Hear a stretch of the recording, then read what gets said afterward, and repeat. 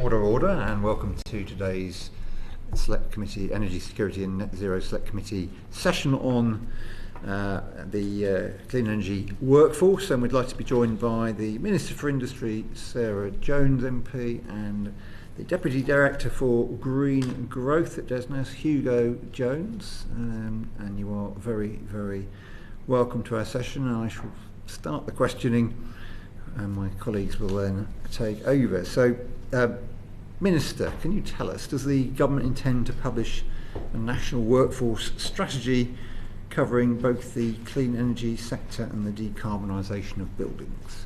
Yes, we do, and we're working on it now, and it's exciting. Do you have a likely date or time? I don't have a lucky date, but everything is sort of aligning around spending review time, because obviously there's a lot of decisions in terms of what we can do and what we can't do. There's also the industrial strategy, but of course we've had the migration strategy this week, saying that if we want to have some of the entry into the country from skilled workforce, we also have to have workforce strategy. So there's all the policies are sort of aligning, and we're developing it now, so it won't be long.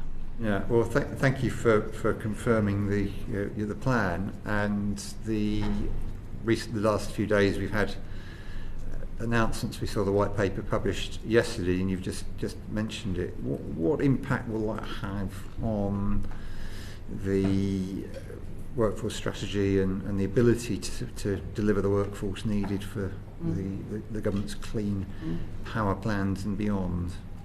I think the sort of overall picture of the white paper is putting into practice what we talked about in opposition, which is that there has not been a join-up between an industrial strategy, a Department of Work and Pensions, and a migration advisory strategy and Skills England in the past. So what we've seen over recent years is a quadrupling of migration, a massive reduction in funding for skills, a massive reduction in the skills that employers are providing, and we know what sort of happened as a result. So I think the overall plan in the migration white paper to have a sort of quad where you have the Industrial Strategy Council, Skills England, DWP and the Migration Advisory Council bringing together what we need and how that matches with what we then need from abroad is exactly the right way to do that. And of course this agenda, as one of the core missions for government and one of the 8 growth sectors in the industrial strategy,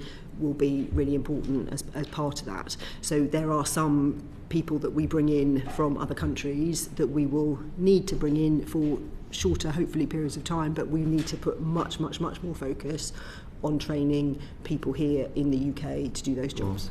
Sure. Now, we've had evidence, I've had people writing to me as recently as today making this point that there is a significant delay between people going through their training and being able to operate independently. In fact, I've just been told that candidates must have 3 to 5 years experience before they have the right to install heat pumps, solar panels and battery systems.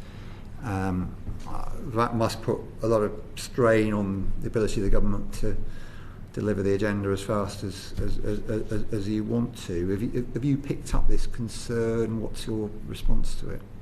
So I think there is obviously training for people to deliver heat pumps. In terms of the training, if you're an existing gas fitter, the training is sort of less than a week, and you can then be trained to install. I don't know if you're talking about particularly people training from scratch or a slightly different system, but my understanding of heat pumps is there's loads of work going on to try and sort of incentivise people to do that training, and we offer people £500 towards that training, but that you can transition from being a kind of gas boiler installer to a heat pump installer with a week's training. I think this is about being a full scope from yeah. And until level 3 is achieved, everything must be signed off by a qualified supervisor or third party. Right.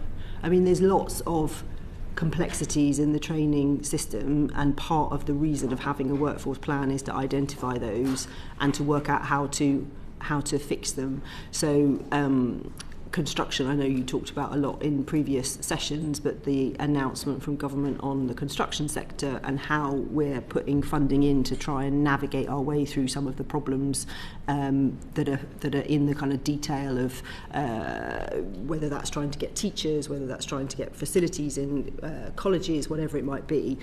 We're going to have to do that piece of work across all our different sectors, and we'll do that through the workforce. Yeah, and I know, Hugo Jones, have you and your colleagues picked up this concern about how long it can take for people to be able to operate independently if they're going for full scope qualifications? We've certainly heard concerns around time lag on training. I think, as the Minister said, quite a lot of the workforce here is actually already in employment in relevant sectors, so we've got quite a big focus on reskilling and transferability as a way to mitigate that in the short term. We're obviously conscious that there's also competition for a lot of these very skilled trades amongst other priority sectors that government is looking at. So we're working closely with DBT in the context of the industrial strategy on how, as government as a whole, we take a coordinated approach on that. But I don't have any specific data on that time lag that you mentioned. Yeah. Okay. Well, thank you very much.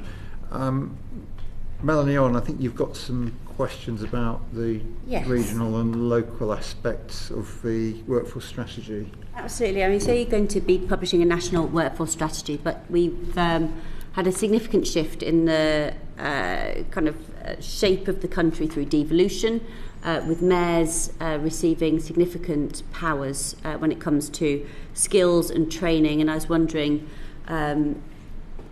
and local authorities, of course, have got their local skills improvement partnership organisations as well. So how do you envision government policy being delivered at those different levels, the coordination between them, and whether that will be in line with the industrial strategy and with the workforce strategy?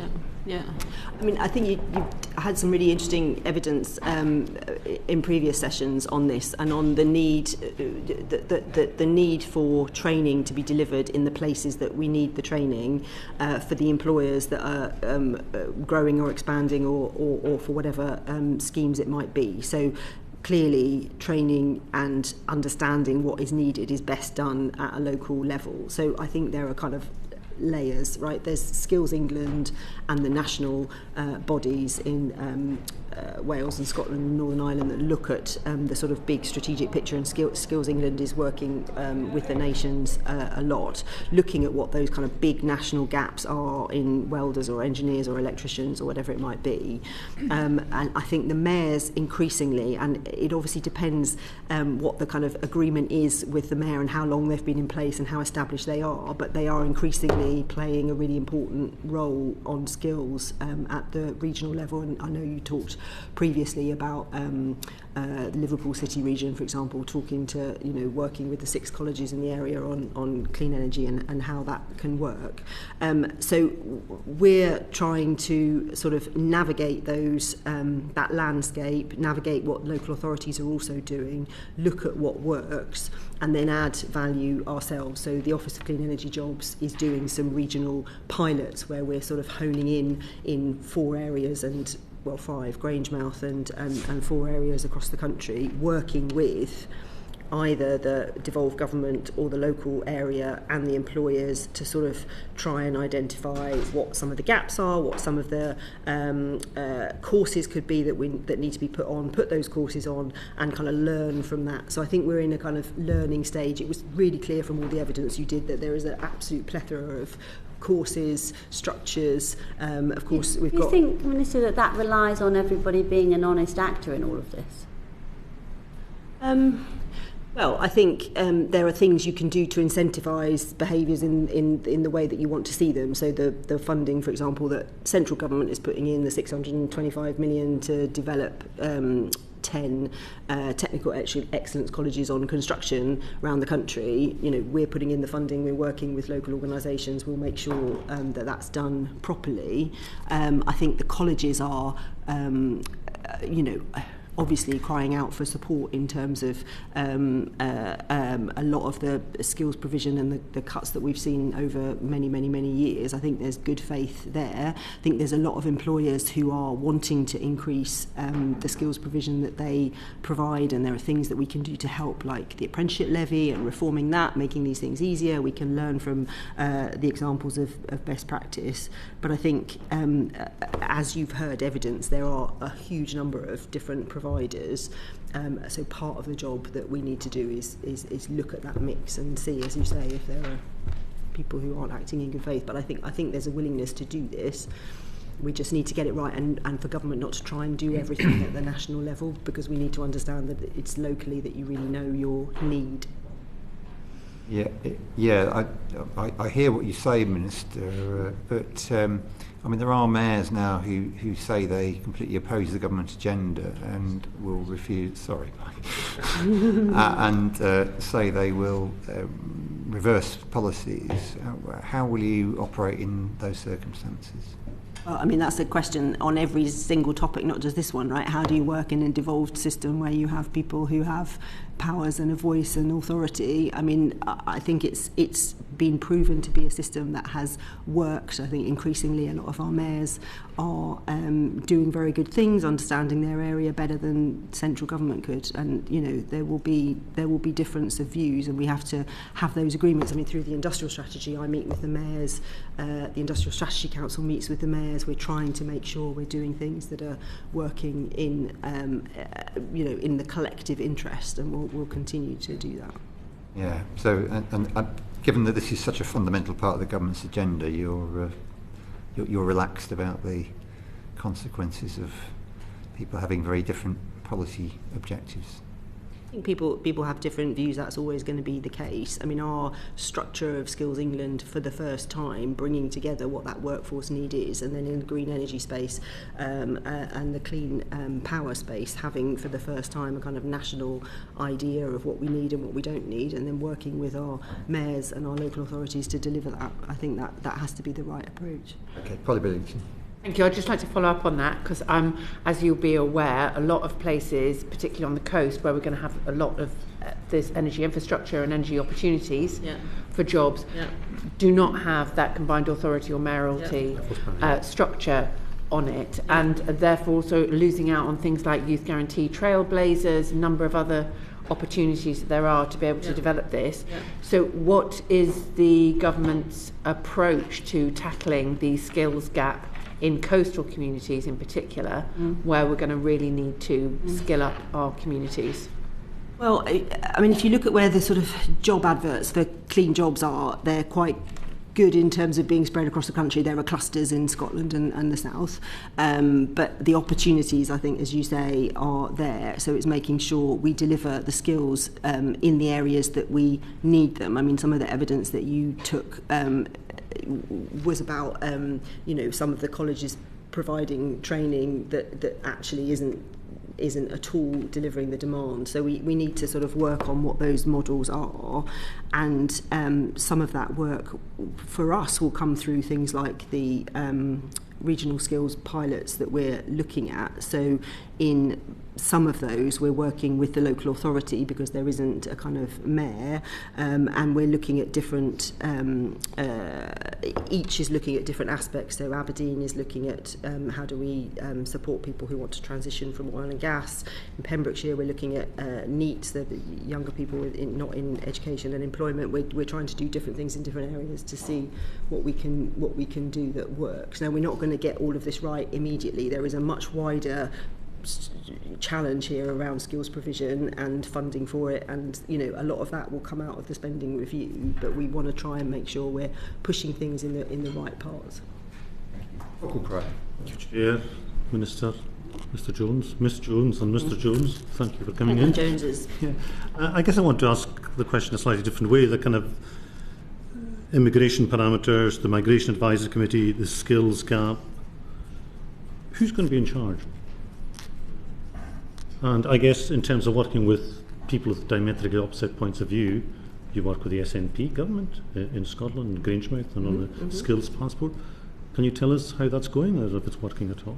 So we are working closely with the Scottish Government on Grangemouth, and of course there's a kind of really big skills guarantee offer there. It's different from the other work that we're doing in the other pilots, and we've worked very closely with them in terms of making sure people who are leaving Petronius, they're getting one-to-one support, they're getting into the skills that they want. I mean, I guess, who would you want to be in charge? You would want the employer who, needs skills, and the employee who needs to transition or wants to go in. You would want those people to be in charge. And what's clear from a lot of the landscape at the moment is that it's hard to understand what's available if you're an employer. It's hard to understand what's available if you're a person who's interested in transitioning. We know people want to work in clean energy jobs. So we want to navigate that so that the system as a whole works for those people, not with any one particular person in charge. But of course we're navigating something difficult, and we're trying to bring order to something that has been just sort of market-led, which has led to the challenges that we now face. Yeah. So I mean, there's the skills gap, there's attracting people in, there's building the workforce. The Office of Clean Energy Jobs, is its mission going to be expanded to fill this, to take that responsibility? So I mean, the Office of Clean Energy Jobs is in DESNES, and it's about it's quite an agile group of sort of 20 policy analysts and policy people. It's connected in very strongly to all the work with Skills England. There are sort of groups across government that come together to look at skills across the board, but also skills in the clean energy space. It's gathering all that data, doing all that analytical work so that we have the tools that we need to make policy decisions.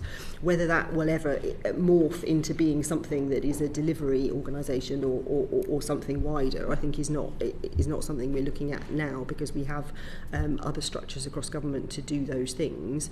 But the clean energy mission for 2030 and then beyond to 2050, we need to understand where the gaps are in skills, and we need to make sure we're providing them, and that is what the Office of Clean Energy Jobs is there to do. So it fulfills an important function, but at the moment it's 20 people fulfilling that function. One of the big gaps is in domestic retrofit. We've been told that we've had evidence that no domestic retrofit, no zero,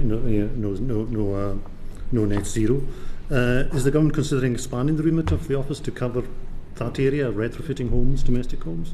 Well, there's the Warm Homes Plan, which is coming out, which Miasa Fambula is leading on, and looking at retrofit, looking at all of the kind of upgrades to homes and how we incentivise the right things in the right area. Lots of work going on in terms of heat pumps. We know in this space there's lots of small businesses, there's all kinds of barriers to people wanting to get into, move across from doing whatever they're doing into something in this space, and we know that there are incentives you can put in place to help that, but the doing of that I don't see as being the Office of Clean Energy Jobs, but I think developing the policy, Warm Homes Plan is an absolute key plank of my sense is that our sense is that whole area just needs direction, needs kind of control on a plan, and you're saying that's not going to be part of the... I think there are lots of things that we can do in terms of policy interventions that we will work on, and we will, will be part of the Warm Homes Plan.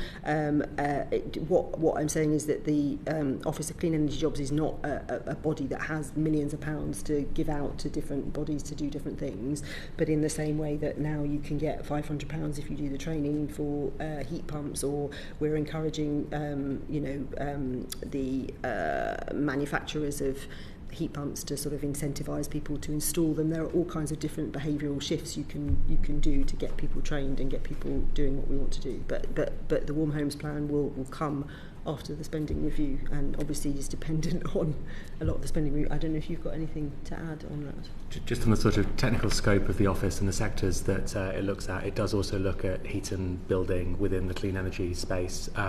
There is then a separate larger skills team in the department focused on the heat and building sector specifically. specifically, just reflecting, as the Minister said, that we have some mature schemes already that are dispersing funds. So the office will work in a slightly different way with different teams in the department, depending on the maturity of the skills function within that sector team.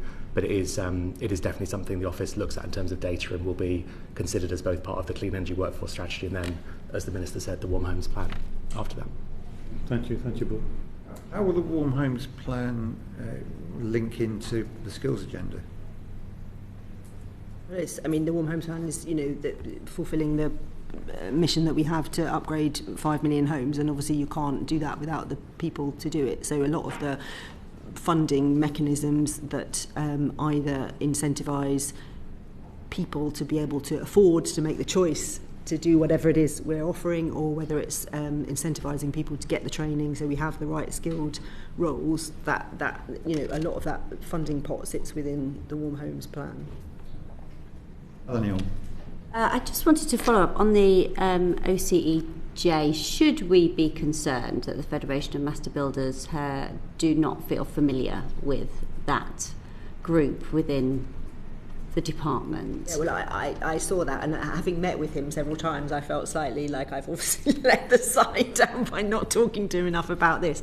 I think I don't think it's the end of the world, no, at all. I do think when it comes to construction, there is an even bigger, and in DBT I'm the construction minister, there is an even bigger sort of plethora of organisations and bodies and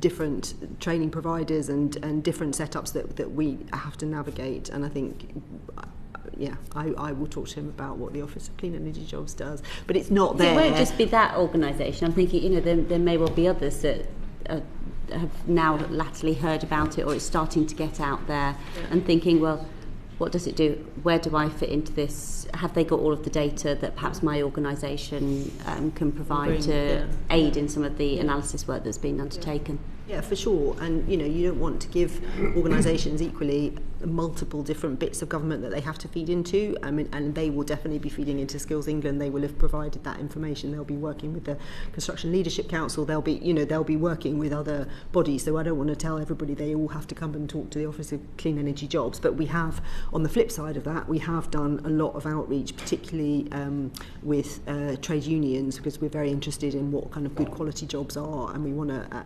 And when you're talking about things like the transition, of course, it's really important to have trade unions in the room. So we've talked to a lot of industry, we've talked to a lot of trade unions, and we are sort of doing that outreach, but we won't have talked to every single person. Mike Reader. That's a question for Hugo. Anecdotally, through lots of discussions and a bit in this committee, I've heard a frustration from industry that there's a lot of consultation and they provide a lot of the information. You kind of touched this a bit now, Minister. Again and again and again, they've consulted industrial strategy, which asks about skills. The Warm Homes plan consultation asks about skills. Sounds like the Office of Clean Energy Jobs is going to ask about skills. Skills England has asked about skills. Plus, before this new government, there was years of engagement with industry around what skills do we need. Does the department not have enough data now to get on and publish the workforce strategy? What more does it need from industry? Because if you keep asking, they'll just give up. I think that's exactly why, as the Minister said, we're looking to publish the workforce strategy as soon as possible, and that is a consistent message that we've had through industry as well. And I think publishing the data that we did in the Clean Power Action Plan Annex in December was our attempt to make sure that we were showing industry that we were engaging with them and that we were keen to move on to the next stage of the conversation about what we actually need to do as a result. One thing we're also trying to do to reduce the burden on industry is that when there's reporting, for example, into Skills England, we're making sure the information we're asking for in Skills England are aligned. And when they're doing industry engagement, officials from the Office for Clean Energy Jobs join that, so we've got a single conversation. I definitely wouldn't say it's perfect, but we're aware of it as an issue, and hopefully the strategy shortly will address that. What do you need to finish the plan, the workforce plan? If you want more, you need some more data still to finish this plan. You're not sure when it's going to be published. What's the piece of the puzzle you're missing to finish it? Spending review, and the workforce plan has to sit within the wider skills agenda, and there is a lot of work, whether it's on FE college funding or whether it's on apprenticeship levies or the funding that might be available for other wider schemes that relies on that spending review. But I mean, we want to get this done, and we will get it done, because the opportunity of the clean energy sort of transition and the jobs and skills that can come with that across the whole country is too important not to do this. I think any minister giving evidence to a select committee at the moment, we should be saying to you that you should come back after the spending review and see what your answers are then. Failing that, perhaps you'll write to us at that point. Minister, you used the phrase employees who want to work in clean energy when Talk Crichton asked you about Grangemouth. What's your message to people who don't want to work in clean energy?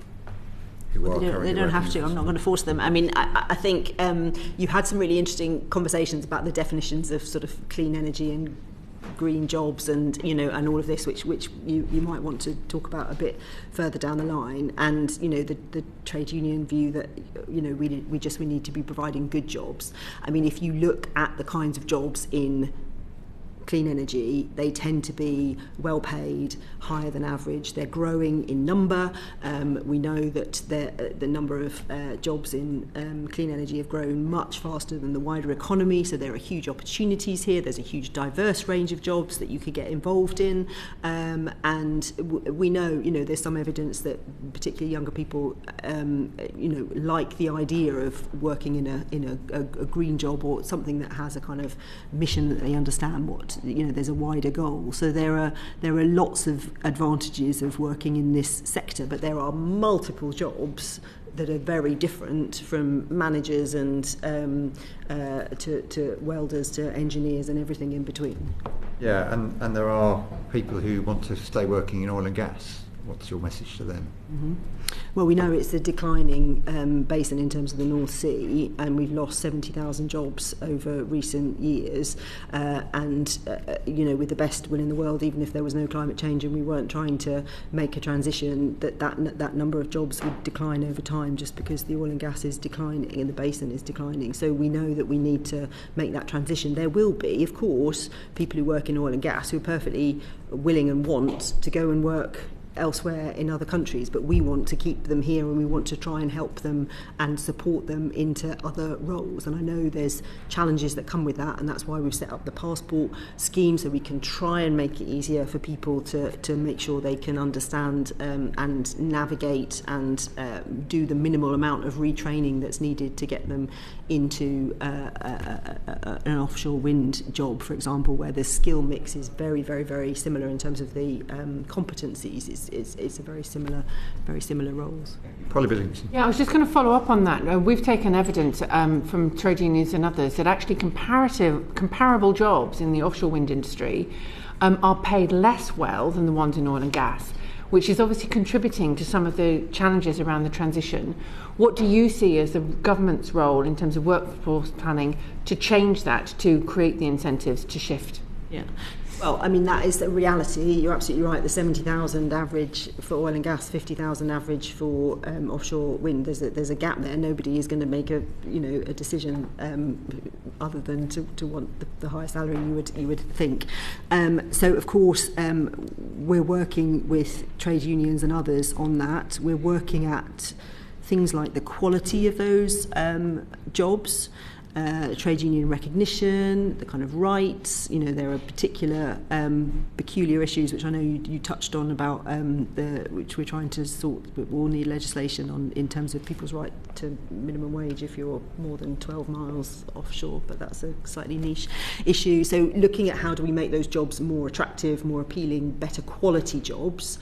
How do we help people who do want to transition when they, to minimise the amount of retraining that they will have to do, and a lot of the jobs in other clean energy sectors are higher than the local average that you would get in other roles. But you're right, there is a challenge there, and you can't deny that particular and you can't force people to make that change. So we have to make these jobs as attractive and as satisfying and with as much security as possible. So the long-term planning that government does, the contracts for difference, the strategies that we put down, the clean energy action plan, all of these things that give people certainty that if they do make that leap, there's a job for 10, 15, 20 years, and not just, you know, they're not taking a risk. But it's a real challenge. I don't know if you've got anything to. Yeah. Thank you. Claire Young. Thank you, Chair. Thank you, Minister. I want to talk about regional and local labour supply skills and planning. And we know about the Warm Home Skills programme, for example, in England, which is over a relatively short time scale and is allocated by way of competition. So I think there's a question whether that's the right way to make sure you get the skills in the different regions. So is the government considering pooling skills funding into larger pots over longer time frames to boost local take-up?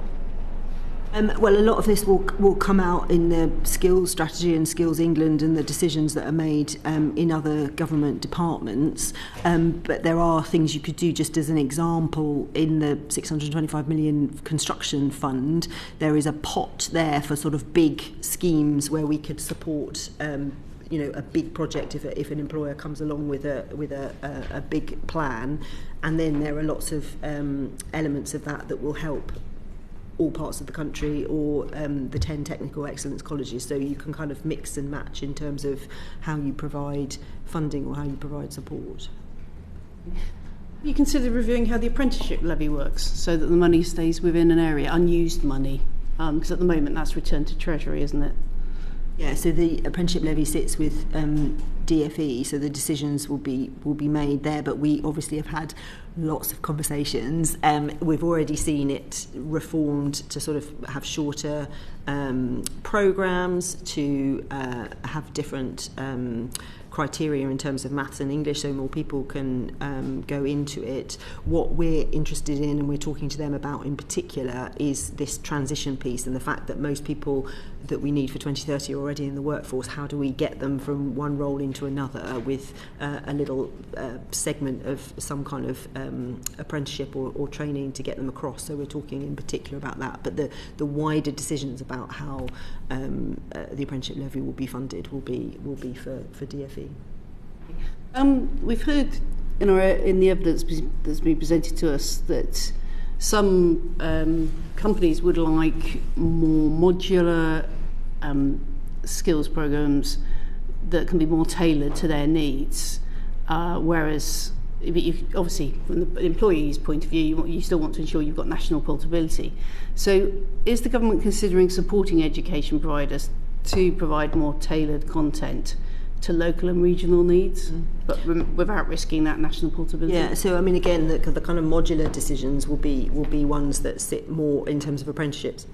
Will sit with DFE and the decisions that are made there, but of course we're feeding into that. I mean, we want employers to be able to get the skills that they need, and we want them to have the flexibility to be able to do that. You can, through the apprenticeship system at the moment, you can design new apprenticeship schemes, and there was one designed on heat pumps, for example, a new sort of a new definition. We're working in other sectors to design new schemes and new apprenticeships. So you can do that, and there are some areas where that works unbelievably well. I mean, the nuclear industry where employers and colleges work really closely together, and it's worked. So we need to do more of that, but the final decisions on a lot of those will be made by And DFE. have you been working with the DFE on trying to map out those areas where you've got commonality between different sectors and the skills they need, and then identifying the sort of add-on skills that particular technologies require? Yeah, so I mean, there's a lot of commonality between different sectors. If you just look at the kind of what we'll need for the 8 industrial strategy sectors, and construction on top of that, there's huge commonality, and we're trying to work out what that means. So the construction that we need for clean energy, and then the construction that we need for 1.5 million homes, what does that mean, and where do we get that from, and who needs the extra training? Those are exactly the kind of things that we're working through in the workforce plan. And finally, is the government considering allocating additional funding to enable employers to provide more real-world experience in training? Definitely real world experience is important. I know I keep talking about construction, it's just because I spend quite a lot of time doing it, but in the construction plans we're funding that. So part of that 620 million is to fund, I think it's 40,000, might be 60,000 placements, because one of the challenges that I think you talked about in the previous session with construction training is a lot of people go into training, they don't complete it, or they don't then go on to work in construction. So if we can get the placements, then people understand what the role is, they can become more, they can have more understanding, more experience, and that's good in terms of making sure they enter into it afterwards. Thank you. Thanks very much. Mike Reader. Just on that point around, and you're right, the balance of needing the skills for some of the large energy projects we'll need, and then the skills we're talking about warm homes. Do you think the training environment is agile enough to support people moving between those different sectors within the overall kind of realms of clean energy?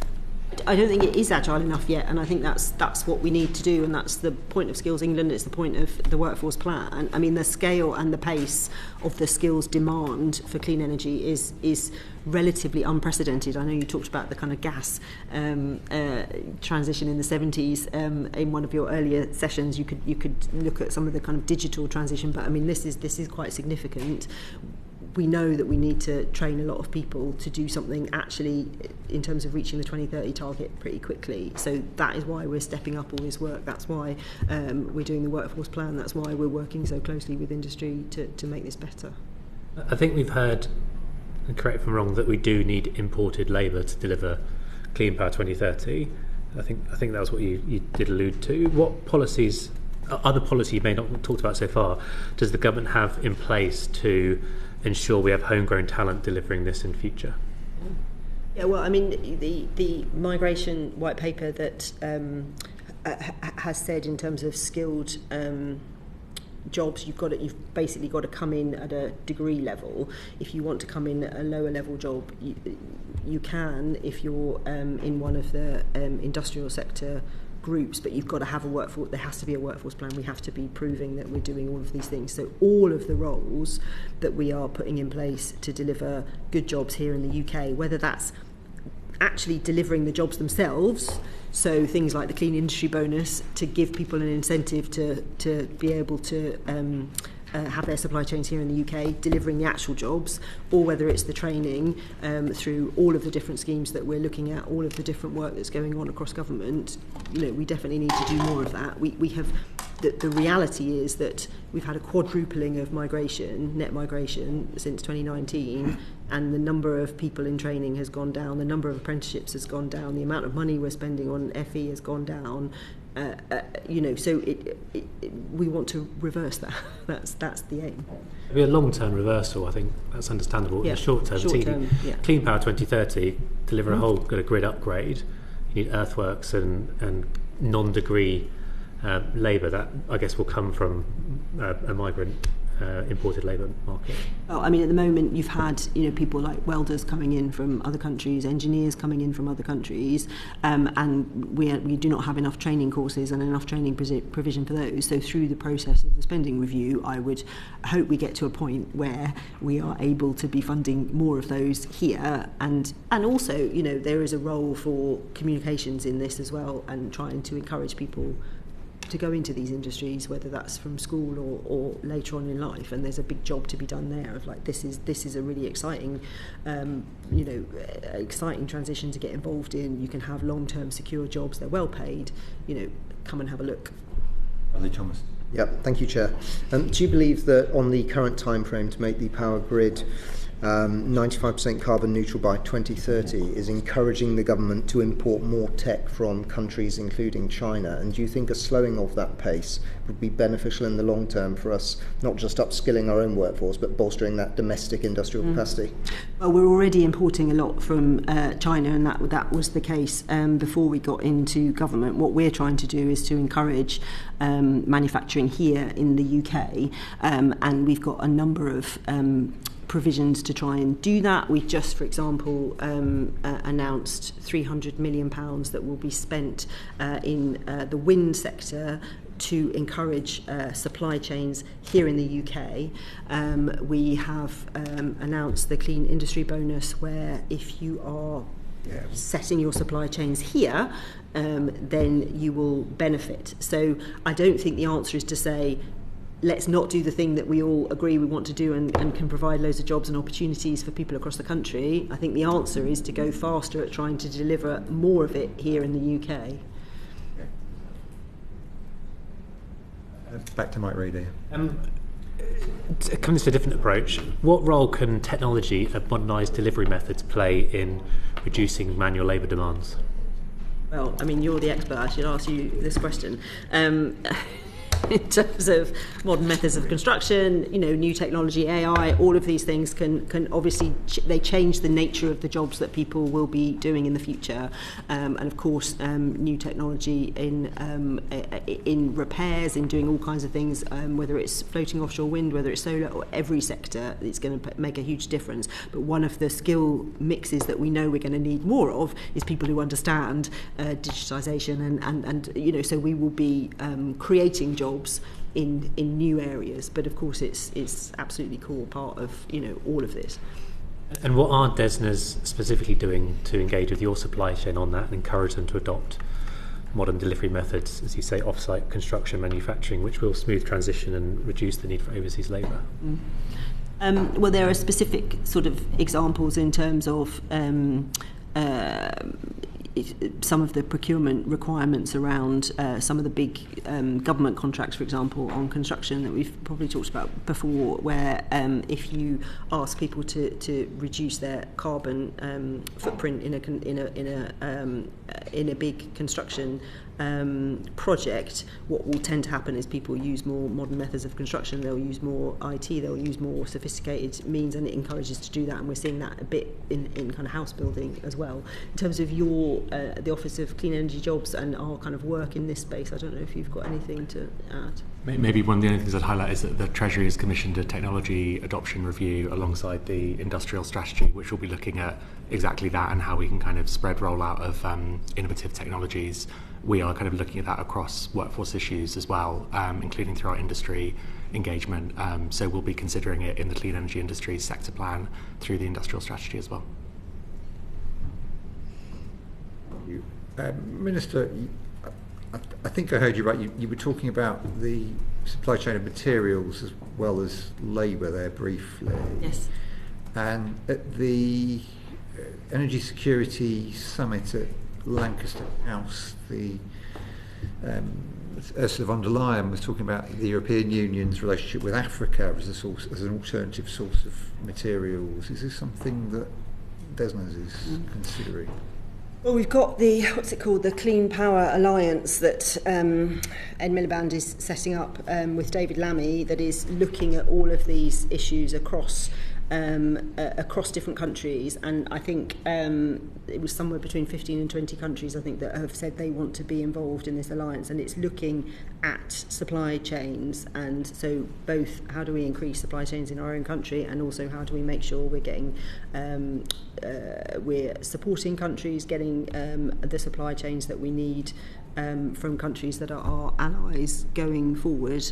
It's a big piece of the work that I'm doing on the critical mineral strategy as well. We're writing a new critical mineral strategy, and a lot of that is sort of who are the countries that we want to work with more, work with less, and how do we do that? Yeah, very much. Can I come in? Really, you've finished on your two. That's on 4, yeah. I need to do 5, yeah. Yeah, it's you carry on then, yeah. Oh, sorry, you want to do your question? Can I kind of just You're right, you one yeah. off? No, certainly. Oh, as a one-off, or you wanted to go to whatever it was you were talking about? Well, I was just going to ask about the construction industry workforce. Yeah. More than 85% of that workforce is male. Yeah. And obviously that means there's a great pool of unexploited talent waiting to be recruited or trained. And what are you doing to draw that talent into the construction industry, and specifically into helping meet your clean energy targets? Yeah, no, it's a good question, and it's not just construction industry; it's the energy industry more widely. is very male dominated at all levels as well. So there are a few sort of projects that are run mostly by industry themselves to try and encourage more women into the workforce. Across all the different sectors in construction.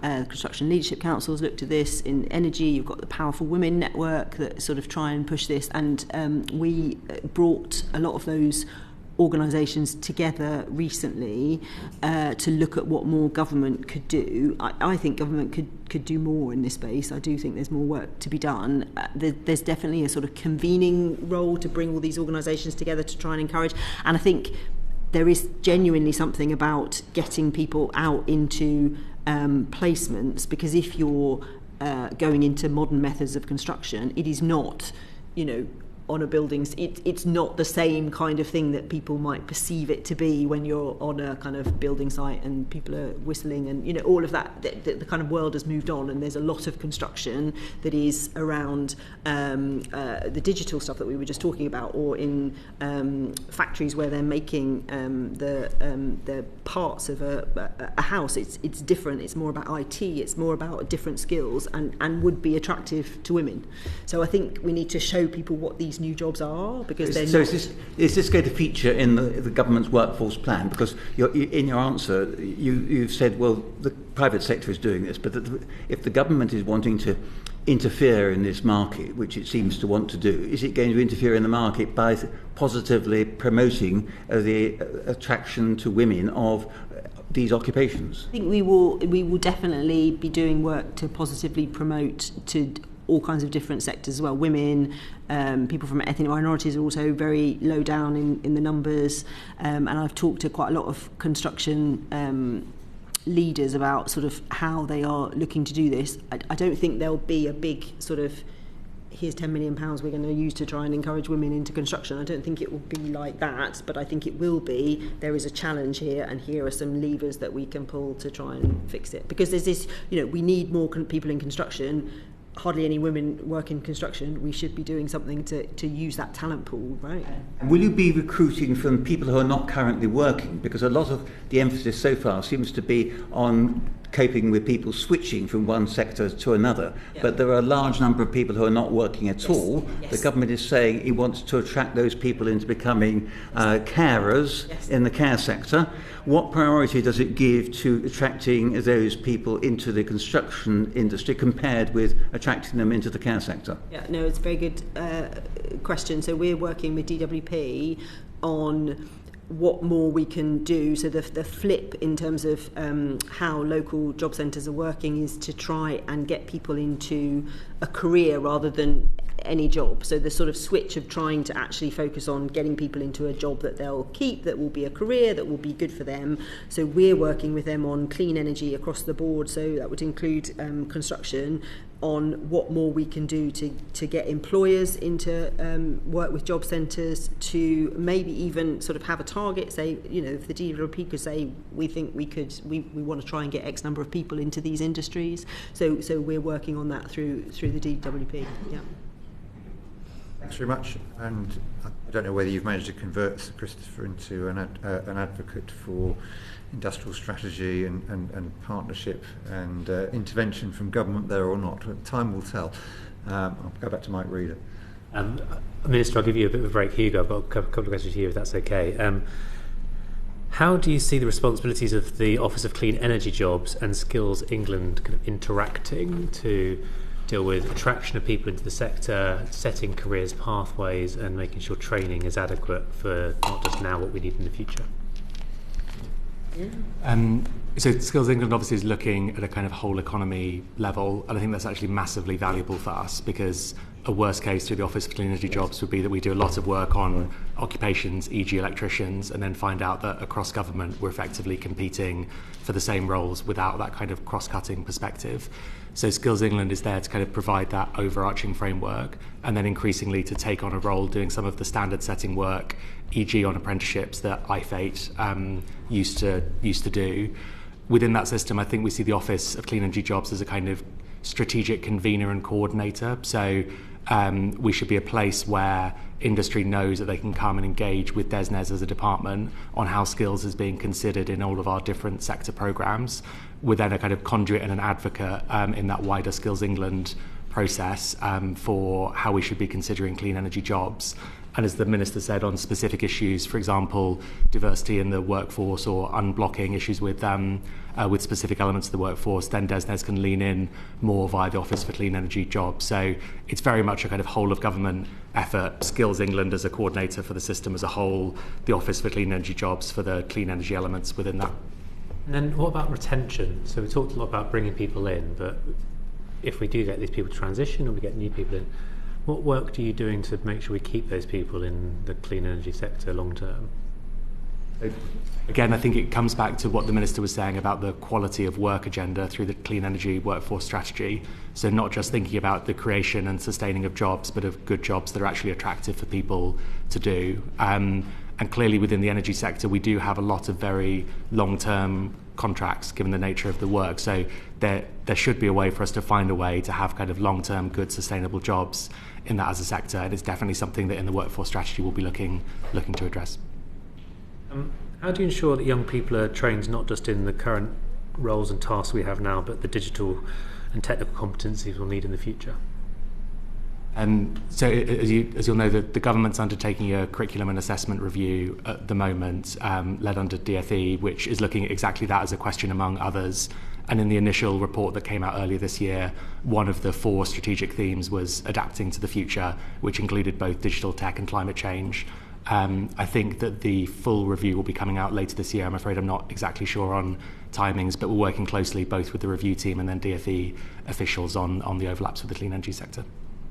And Minister, do you think it would be more effective to increase funding for colleges, or should there be more funding targeted directly at or employer-led training through SMEs? I think we're coming from quite a low base in terms of funding across the board, right? And we're not going to fix it overnight. There are clearly challenges with colleges, how much you can pay people to train, for example, and that's one of the big challenges we have. The facilities that they have, clearly there is a good argument. There is also an argument for prioritising what training you need and what you don't need within the funding envelope that you've got, and there's absolutely we need to be doing more with SMEs to encourage. I mean, obviously, if you're an SME and you are taking on an apprenticeship, the cost is covered, but there are lots of barriers, and a lot of them are. Speak to the issues of, is this going to be worth my while in the long term? Is there a job here for me and whoever I'm employing over, the next however many years? So the industrial strategy, the infrastructure strategy, all of these things that give certainty to people on where our industry is going in the future can kind of help build up those things as well as funding. I would just say, Minister, if you ever want to pop up to Northampton, we've got an amazing clean skills training at Northampton College, industry and FE working together, so you're always more than welcome to pop up and see that. Very much. Which clearly gives me the opportunity to thank you for making the case for what's going on in the Liverpool City region with the Mayor and other people will make the case for their areas, which brings us on to Melanie On. Thank you. I wanted to just talk about how we support workforces kind of moving from one sector to another, particularly coming from high carbon sectors, and what role the government sees itself having in trying to simplify what is a very overcomplicated landscape at the moment when it comes to accreditation and the transferability of skills, having looked very, very closely at the GWO and how offshore oil workers might transition into more easily into offshore wind. It is not straightforward. No. So No. how No, involved well, again, are you going to get? You will know from your previous role kind of more about this probably than I do. But I mean, in terms of the process that we've gone through with the passport, where we are trying to and we're testing this at the moment in terms of the we have a structure that 380 people have used. They've gone on and they've logged on and they've interacted with the passport system. What's complicated is not just the front end, but it's how do you align those skills and that training. And as you say, it's complicated because you've got the oil and gas sector that has its UK skills and training, and you've got the wind that has sort of a more global one based in Denmark that doesn't want to, so there are real challenges. So it has been quite, a challenging process.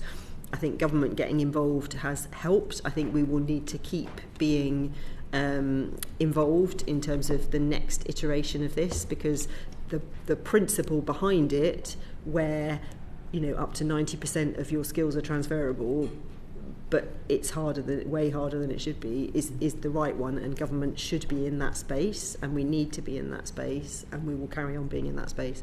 But as you say, it can be quite challenging when you've got a kind of global versus a local set of training schemes. Do you think that the government will be expanding and developing further skills passports to try and support successful transitions from traditional industries? We're working with them on the next sort of iteration. We want to expand it so that it can cover different sectors. So talking about gas fitters moving into different forms of heat pumps. Air source. I think heat the challenges pumps. there are different because the training is quite easy, because you just need a week's training and you can do it. The challenge there is that if you are fitting a gas boiler and you have a system where Bosch or somebody gives you incentives to put gas boilers into people's homes and to and you're retiring in 5 years' time and that's what you do, then why would you want to change? So the challenges there are different. We need to provide incentives for people to do the training, and then we need to provide incentives for people to actually want to have a heat pump. So the challenges in each sector are different. It's not that the specific challenge of oil and gas to wind, I think, is a very particular one where the competencies are the same, but all of the accreditations are completely different. And Hugo, perhaps, what evidence does the department have to demonstrate that workers are moving across to low carbon jobs at the pace that is required? So the evidence that we've published so far is in the annex to the Clean Power Action Plan, which I referenced earlier. And in that, there is some heat map analysis of different sectors and the degree of skills transferability between them. Our data on actual movements of workers from one sector to another is at the moment quite reliant on industry and industry body engagement. So I'm not exactly sure where we'll end up in the strategy in terms of the level of detail that we're able to publish, but it's definitely something that we're looking at and working to improve our data on. So we don't know, and we're not sure that we will know. Is that? We know some things. We know some things things more anecdotally than other things. Some things based on industry evidence from employers rather than statistics. But I mean, the workforce plan we will ensure we get the best data that we possibly can. I mean, within the time that we're going to be doing this. Sorry to interrupt. We heard a story about the accreditation needed to put on a life jacket. You need different accreditation for doing exactly the same thing with exactly the same item for different sectors. It does rather suggest some of this might be rather easier than others to sort out. I mean, that I think was in that oil and gas versus offshore wind, and it speaks to that challenge of like some of the training is sort of run more globally and some of it is right, and we just have to. Are you looking for quick wins? That yes, was really, yes. I mean that did seem, when I heard that, quite extraordinary. Yeah, so. Indeed. Melanie. Thank you. Do you think the government is confident that it can meet the challenge of matching up so many different skills, different organisations and people? So it is a challenging landscape. I am confident we can significantly improve it. Just having Skills England, having a workforce plan for clean energy, having the interventions that are very clearly based around skills will make a big difference. I'm absolutely sure of that. It's government doing what it should be doing, and what, I mean, you could argue other governments do better. I mean, Germany is often cited. The EU is doing some work on this that we're watching. You know, that we should be better than we are. The idea that you have a system that is entirely market driven, that leads to, you know, as you heard in the evidence sessions, multiple courses on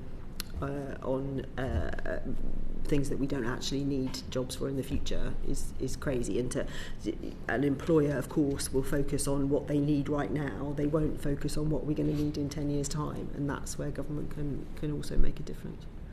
And do you think that government intends to develop the level of engagement and collaboration with industry, trade unions and education to plan the workforce, or is it now about focusing on delivery? I think there is a lot of planning going on now, and I think everybody will get to the point where they say quite rightly we need the delivery. We are through the passport, through the regional pilots that we're running, through lots of other interventions, you know, doing things already. But yes, I think that it is no doubt the case that the spending review and the decisions that are made there will then lead to kind of, you know, the delivery phase for a lot of this work. And in terms of that future delivery, how will government be helping this committee and others who I'm sure will be looking very closely to monitor the success of that delivery rate? In terms of the reports and the information that we'll be putting into the public domain, I mean, yes, that's a good question, and I'm sure we will be doing regular updates. Very happy to come to the committee at any point and talk about progress. I don't know if we'd thought yet in terms of regular reporting what you're thinking. So in the strategy we'll set out some kind of metrics on which we think the strategy should then be based and assessed against. In the clean energy workforce strategy specifically, Skills England will also be publishing, I believe it's an annual but it may be biannual, report on occupations and skills across all sectors including clean energy. As the Minister said, I don't think we've quite made a decision yet on future reporting after the workforce strategy on the clean energy side specifically. Thank you. Bradley Thomas. Yeah, thank you, Chair. So on March 19th, the Scottish Affairs Select Committee held a session on energy and net zero transition. They met with various different union leaders from GMB, Prospect and Unite. Those union leaders, they were quite concerned about the running of wind farms being much less labour intensive than oil and gas, and felt that there was an enviable number of jobs in the sort of, you know, traditional sector, and that net jobs would therefore reduce. And I think it was Ian Perth from Prospect who said, I quote his words, "It's a real problem, of course. Wind farms are staffed in a different way that is not as labour intensive." So do you believe that clean industries can replace the number of jobs that are currently employed in oil and gas? Well, yes, so I do. I mean, if you look at, it depends what definition you use in terms of green jobs or clean energy jobs, but in terms of green jobs, there are currently 640,000 green jobs. So that's sort of everything from your renewables to your electric vehicles to your nature jobs. In terms of the clean energy jobs, there are currently 270,000 people working in those roles, and that number increased 27% in 2 years. So the growth is very significant.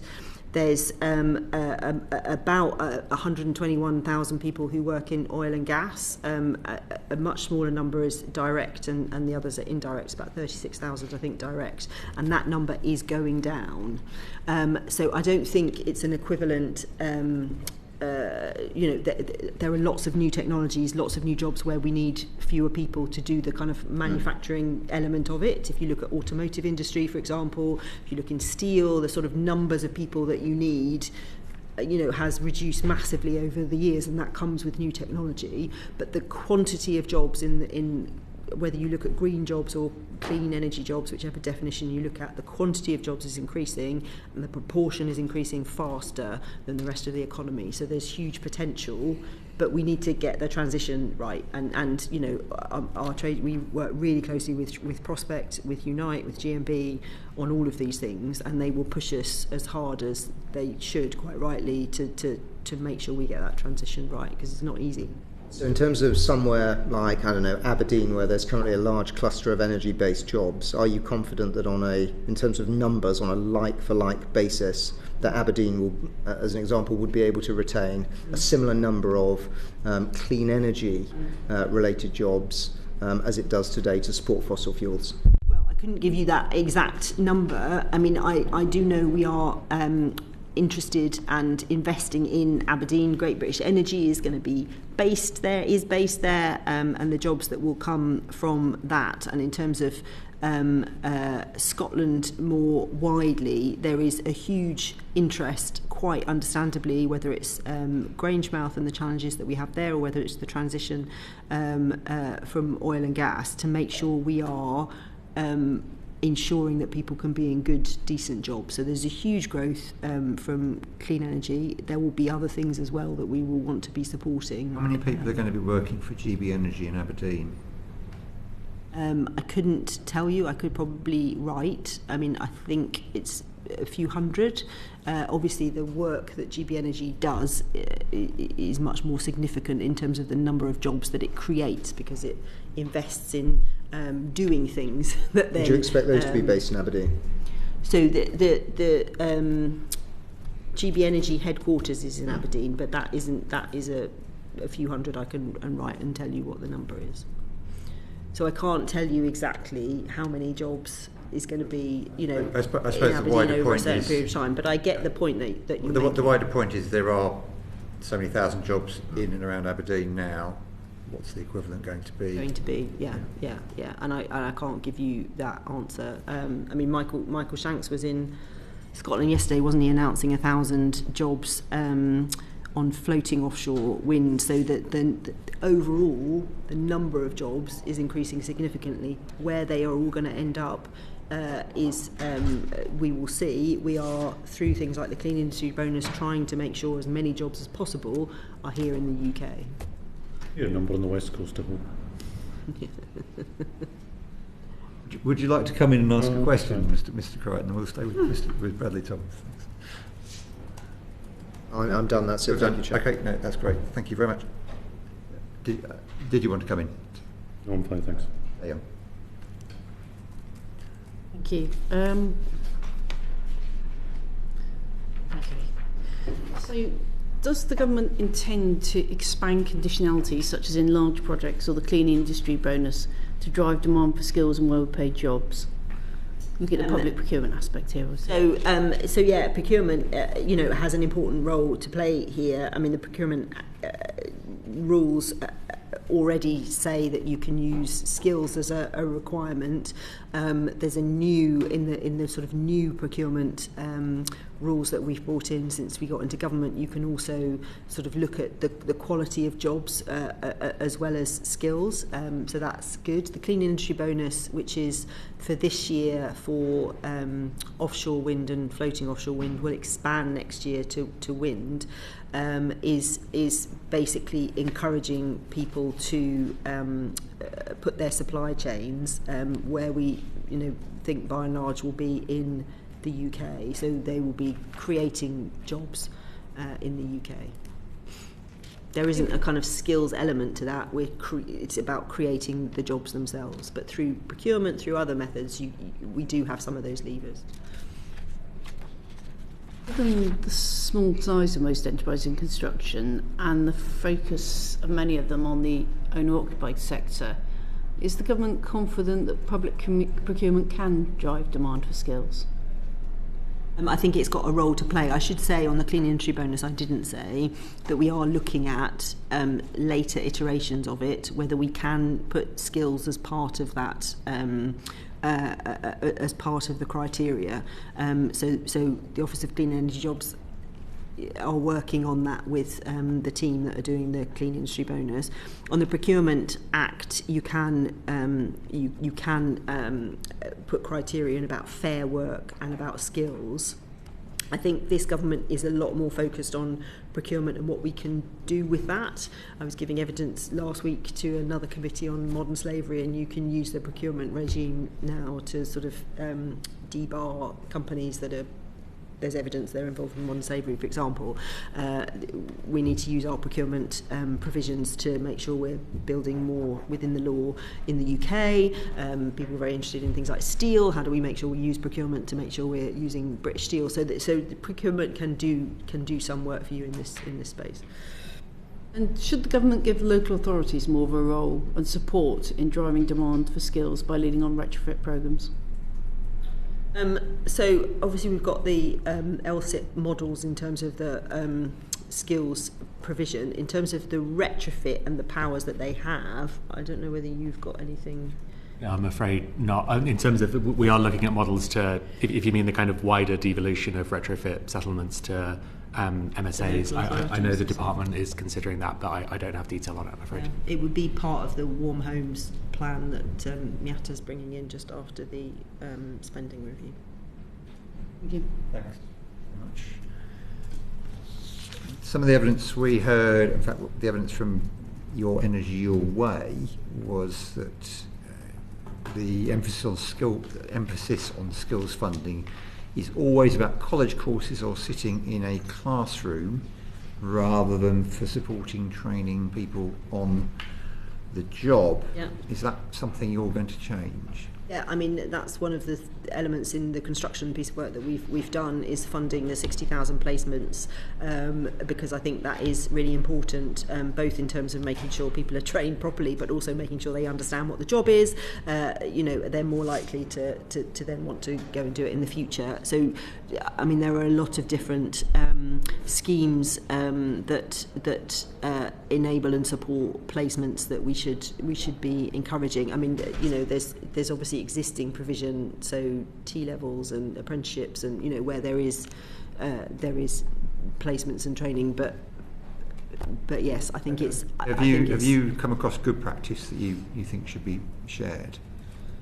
Have I got a good example of good practice? I don't know if I've got a particular one. I could probably let you know if I think of one. Or you're looking for it, okay. And without preempting the spending review, and I think you've made it fairly clear that that's your defence at the moment, can you say whether you think in broad terms that there's going to be a need to increase funding for training if the government's going to hit its Clean Power 2030 target, and indeed the decarbonisation of buildings by 2050? Well, obviously, given the spending review, I don't know where it's going to land. Is it more of a priority for this government than the last? Yes. Is it absolutely crucial to delivering 2030? Yes. Was it that, in the industrial strategy, one of the top three things that all industry raised? It was all skills, energy prices and access to finance were the top three across the board that everyone was raising. This is, and it's one of the most challenging areas, but it's one that we absolutely have to get right. And whether it's tilting the funding that we have, whether it's increasing the funding, whether it's new provisions, more flexibilities, all of it is part of what we're looking at. Yeah, sure. And there's a lot of emphasis on boosting consumer demand. The Warm Homes Plan is a prime example of this, and increasing the rollout of heat pumps, increasing take-up of electric vehicles, and more besides. Yes. And does the balance need to change between investing in boosting consumer demand and directly addressing the skills supply that will be needed in order to deliver that? Yeah, well, I mean, you need both, right? So, I mean, we're working on, in my automotive role in DBT, working on, what are those consumer demand signals that we can put out to encourage people to buy. It's the same with heat pumps. At the moment you can get your £7,500 off, but we know that the cost is higher than that, so that is prohibitive to a lot of people. How do we, and I know Miata is looking at, are there different forms of funding and support we can provide, different things we can do get that consumer demand, because without that consumer demand, there's no point in doing the training, because you won't get the people. I mean, we've had a lot of evidence in all of our inquiries that bringing down the price of electricity by moving the policy costs is a very, very important part of improving consumer demand. What's your view? Do I think electricity prices are very high? Yes, of course they are, and there's a range of things we can do about that, and the push to clean power by 2030 is the kind of biggest intervention. 5 years away, Minister. That is 5 years away. Is it the biggest thing that people raise with us? Yes, it is. Are we working on, through the spending review, things that we could possibly do in this space? Yes, we are. Okay. Do you think confidence can be raised amongst across industry, so that we can sustain the public funding being aimed at consumer demand rather than increased supply of skills? Do you think that that's possible? Public confidence from employers, do you mean? From industry in investing themselves in the workforce. Yeah.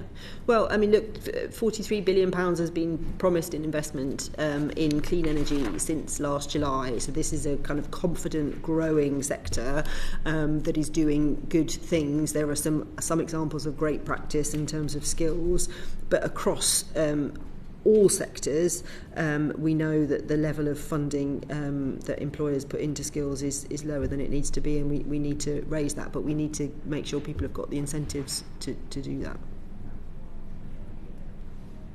And as you're here, and as the industry minister, you mentioned the cost of energy and how critical it is it's critical for domestic and industrial users.